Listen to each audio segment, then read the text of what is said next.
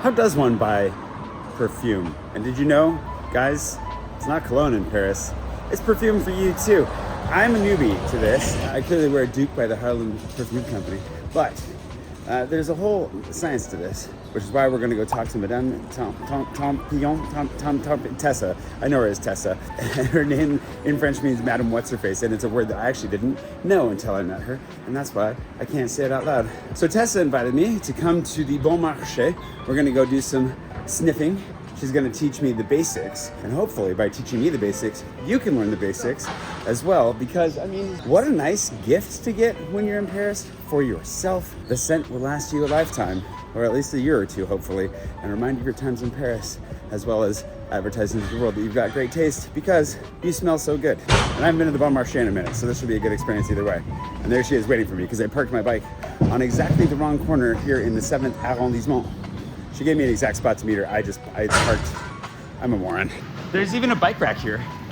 Oh well. I would have been perfectly situated. I don't even know this, but I don't look good on camera. So. Oh, I know, you're so shy too. Terrible. So as we walk into the Bon Marché, I haven't been here in a minute. Okay. Why come to the Bon Marché or a place like it? Well, Le Bon Marché is one of about 6 department stores around Paris. It's a historic department store. It's been here for a long time. And why I like Le Bon Marché for perfume shopping specifically, they have a lot of niche brands as well as like the bigger designer and the more mass market brands. So you get a good panoply of the different types of tiers of perfume. You like that smell. I do. So you basically, if you don't know anything about it, then coming here, you're not getting pigeonholed out of the gate. Exactly. A lot of times if you go into like a Sephora or even like individual boutiques, you'll only have access to that particular brand, or again, like in a Sephora or a Marionneau or something like that. Mostly mass market or designer brands, which are great. I like them. There's nothing wrong with designer brands, but it's also really fun to sort of test in the more niche segments that we'll get into in a minute. And that's how I met her, was actually at the Perfume Week. Just trying the most niche scents I've ever smelled.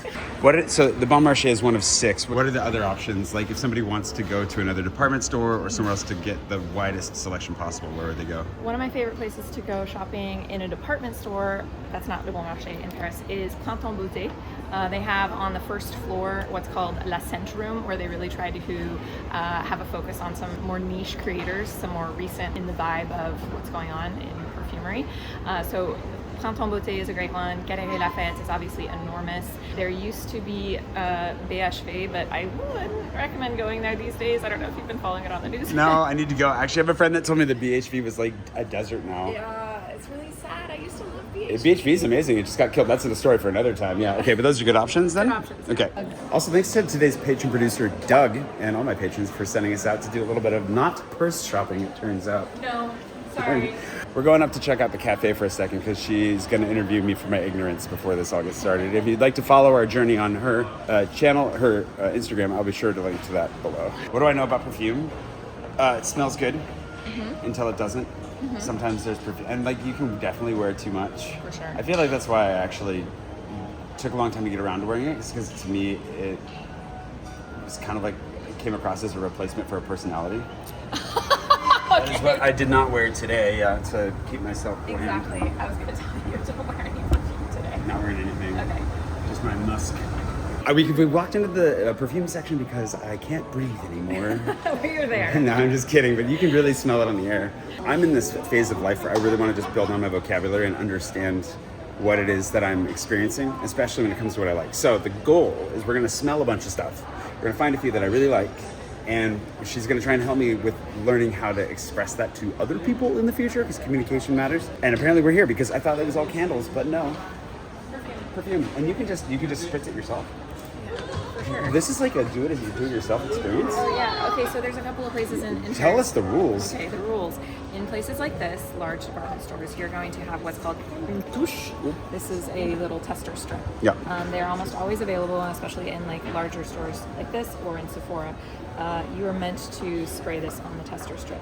And actually, the way that I like to do perfume testing is I actually, before I spray it on the strip, because I test a lot, so before I actually do that is I will pick up a bottle and I will smell the cap.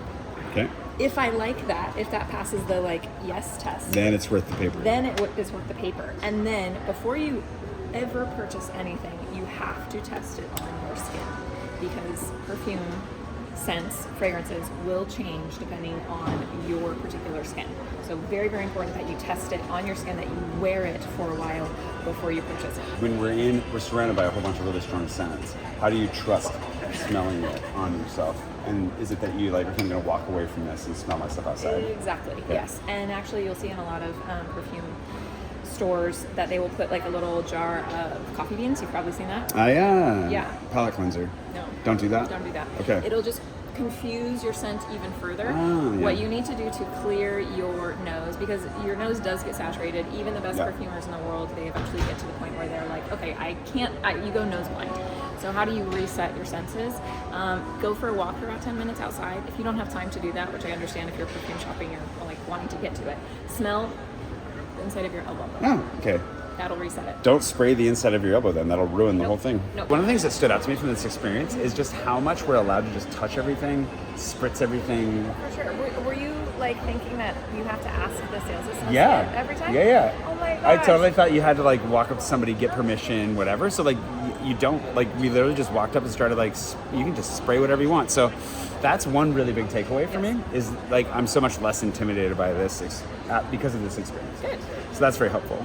So don't be intimidated. The second thing, if you are feeling overwhelmed and you don't know where to start and you're here by yourself and you want to start spritzing stuff, but you're a little nervous, where's the best place to just get started? That's a little tricky. Scent in and of itself, you can't really see it. Yeah. And so you have to start by going to something that attracts you. And maybe it's a brand that you already know, or maybe someone has recommended it to you, or maybe you just, I don't know, their display looks really nice.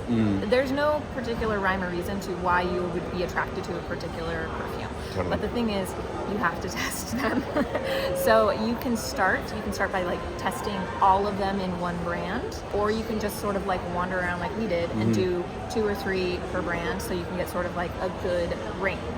But I understand that especially if you're not used to smelling so many perfumes, it can get overwhelming really quickly. Yeah. So don't try to smell absolutely everything. That's not going to be a good strategy. Try to do like maximum maybe 10 fragrances, Yep. and then take a break. And then if you really want to have a great experience, go with a perfume lover.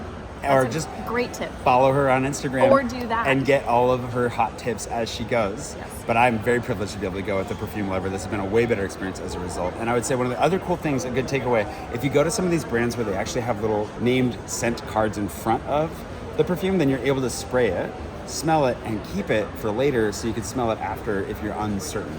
You can collect those. Not all of them do it, but she's got like a pocket full of these now, which is really, really cool. So that's another really fun, it's not a hack, but it's something to keep in mind. Another thing that you can do, and they don't always have them available, but if you really fall in love with a fragrance and you're considering buying it, you want to be able to test it on your skin over a longer period, or in the evening, or at home, or whatever. So you can ask if they have a little sample. Sometimes they do, sometimes they'll give it to you, sometimes they don't, but you can always ask. This has been really fun. Thank you so much, Tessa. You're welcome. I appreciate it. Again, I'll link to her below. Be sure to give her a follow. And you smell great. Thank you. I do. I do. So do you.